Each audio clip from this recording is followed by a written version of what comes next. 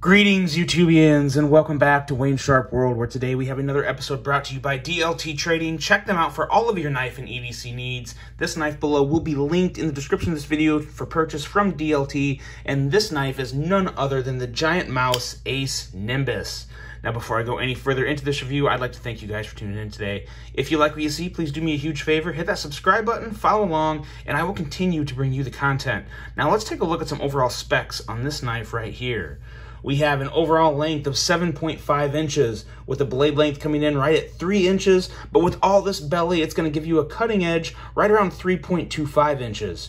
We have a blade width of 1.13 inches and a blade thickness of 140 thousandths with a blade material of LMAX, a slight, very slight drop point style blade with a full flat grind, a handle length coming in at 4.25 inches, a handle thickness at 590 thousandths, and a handle width of 1.12 inches. Handle material on this guy, as you can see, is micarta with a liner lock locking mechanism and a user of a right or left hand tip-up carry, a weight coming in at 3.8 ounces. This is a product of the wonderful minds of Jesper Voxness and Jens Anso, and it has a price coming in at $185. So in terms of price, I'll tell you right now, right off the bat, I don't really have any real issues with the price of this knife. It's very par for the course, I guess, in terms of pricing for premium materials of, you know, very nice micarta LMAX. Yeah, it's typical GiantMouse pricing, which is usually in line with the rest of the market, so no issues there. Now let's take a look at some size comparisons here, because this is more that medium size kind of bug out range. Put it up with a couple other GiantMouses real quick. This is the GiantMouse Ace Grand, and along with, you knew this was going to pop in here, the GiantMouse Ace Biblio. Really right in between these two, or actually, yeah, I guess it is. I mean, it's maybe probably just a hair longer than the Biblio, and obviously a little shorter than the Grand. So, I really think it is kind of that happy medium for really pretty good majority of the knife community, I think. I think at this point, I think a lot of people are okay with the 3-inch blade. There are definitely people that prefer bigger, but if you're looking for just a good EDC knife, this is very much in line with a good size for a lot of people. And I will also say the way that this, the blade shape of this knife, you get that extra little bit of cutting edge with that belly up there, so that you get a little more blade than the 3 inches shows on the spec sheet, which is always nice to have. So, all in all, it lines up very well with the rest of the GiantMouse lineup. And then I got one more for someone who may not have a GiantMouse knife. A lot of people have this knife, the Civivi Elementum, very, very popular one. And as you can see, it is right there in line in terms of length. So there's those. Hope they do what they needed to do for you. And now let's take a look at this knife, starting with the blade.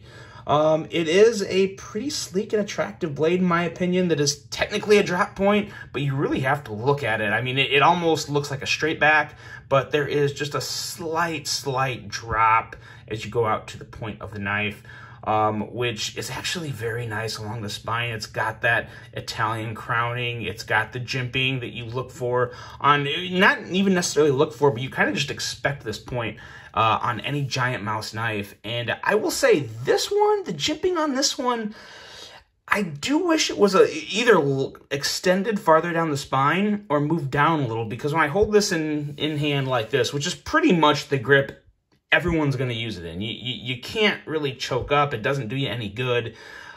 This is the grip for everybody, and my thumb at least, and I feel like I have, you know, at least long fingers and, you know, somewhat large hands.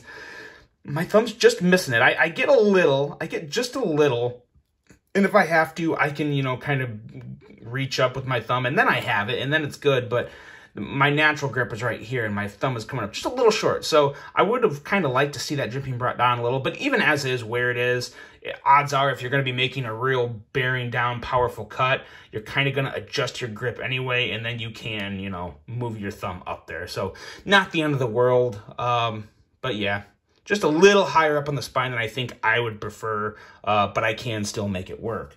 In terms of this blade in general, it is a very nice, hard-use EDC blade. What do I mean by that? Well, it's got a slightly thicker than average stock at 140 thousandths. It's LMAX steel, which I think everyone knows is a very good, hard-working steel. It's rather easy to sharpen. LMAX, from what I've read, the metallurgy in it allows for somewhat friendly sharpening in terms of it doesn't burr up so bad on you. So it's a little easier to sharpen in terms of not having to deal with so many burrs that you can deal with other knives or with other steels. So just what I've read. I don't have a lot of experience in sharpening LMAX myself. But again, you know, if you don't have experience in it, you gotta learn somehow and educate yourself. So I did it through reading. So if it's wrong, I apologize. But that I've heard it from multiple sources, so I'm pretty sure that is correct. The edge on this guy is coming in at 22 thousandths, which not the thinnest blade in the world, but as you guys know, most Italian knives aren't. And I believe this one is still Italian made. I'm very confident it is. I know some of GiantMouse's knives were moved over to Riot, and so you had Riot making some. I believe Riot made my Biblio here, but I don't know how many, what else they made.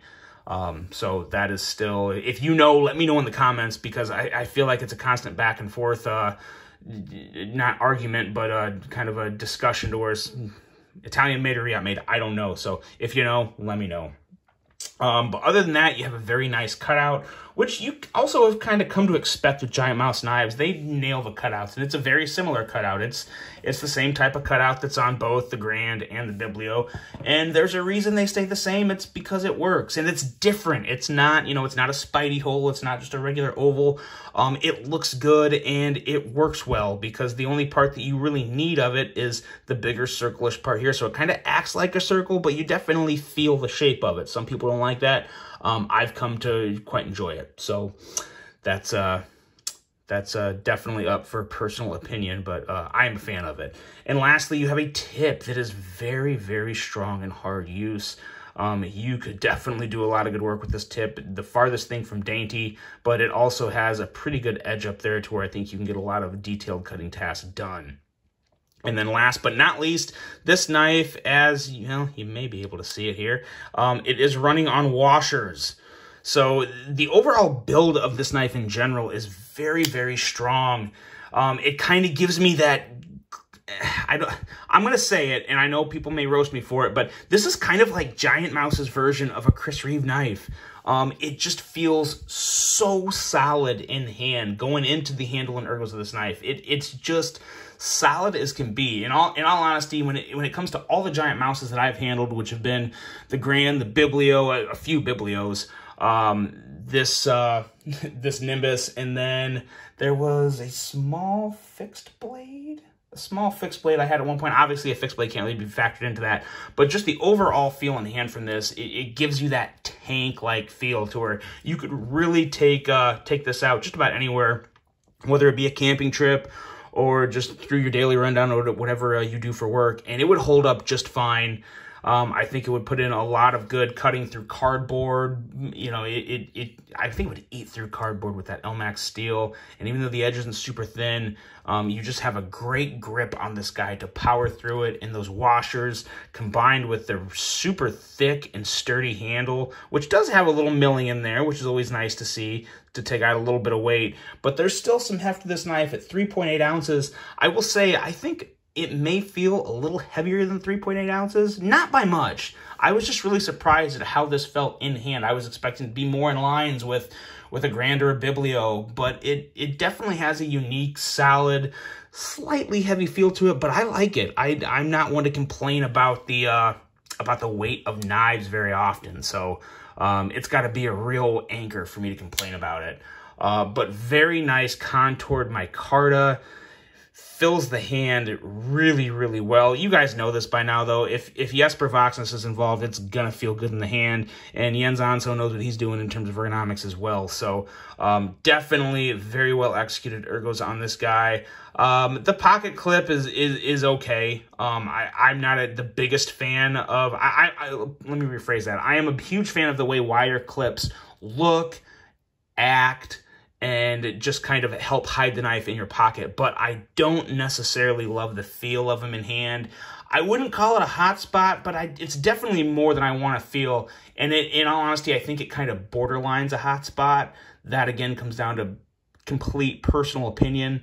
But it's more than I want to feel on a knife handle, that's for sure. Especially a knife like this where I think I'd be using it pretty heavy duty. So not a huge fan of that, but I've also carried my Biblio and Grand a lot and used them a lot. So, and I don't have any real issues with them. So, I mean, I haven't gotten blisters or anything that's really annoyed me. So I can't knock it too hard, but I don't know. I'm just not absolutely in love with it, but this micarta I am in love with. It is top notch micarta, as good a micarta as you can get.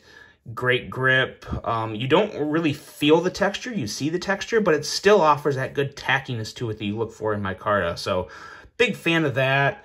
And other than that, there's really just not, it's a very clean knife. It's a very clean design. You don't have a lot of, you know, milled lines or anything else. Kind of the micarta is the main show in the handle.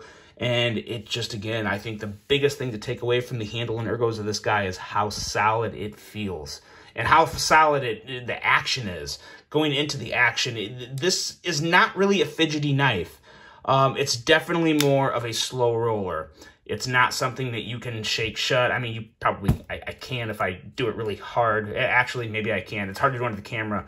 But this is definitely, it's more in lines of a Chris Reeve in terms of action. I'm not saying it's as glassy as a Chris Reeve, but it's very smooth. It feels very good. And it's very easy to just roll this blade out. And if you really want to, you can middle finger flick it. It takes some wrist, and I don't know if I'm going to be able. Yeah, there you go. So it takes a little wrist and just a good strong middle finger, but you can kick it out. And if you're good at middle finger flicking, you will be able to middle finger flick this knife out. You just have to get it down and not have, you know, a half a foot of clearance between you and anything else. But when you're able to figure out how to middle finger flick it, it is a pretty satisfying action.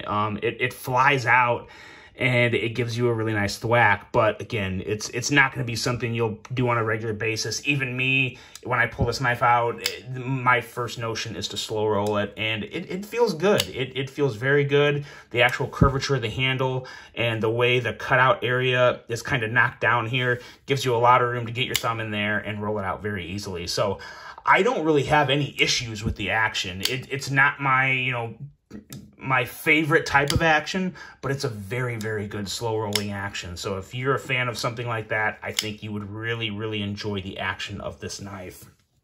And then when you go to close it, it definitely takes that index finger. You're not going to be shaking this shut. You'll look like a fool standing around people, you know, shaking this thing until the blade's closed. But very easy. The way the handle, again, goes back to this handle design and outline. It's so easy to just, it positions itself in your hand like this. It's the perfect length. The cutouts are in just the right spot to where you push that liner lock in, where you have very good liner lock access. Push the blade down and close it. It's that easy. I could do this in my sleep all night long. So very nice, favorable action for a knife that is, you know, intended to be more of a slow roller. And I think a very heavy user. This is actually, if I had to think of any knife that reminds me most of Jesper Voxness, and I don't mean to leave Jens Anzo out of this conversation, but I just don't know as much about him. I always think of Vox as just a guy that get down and dirty and gritty and work hard. And this knife, I think, resembles him more than any of them out of the lineup. Maybe with the Pilar, maybe this and the Pilar are probably the most that say Vox to me.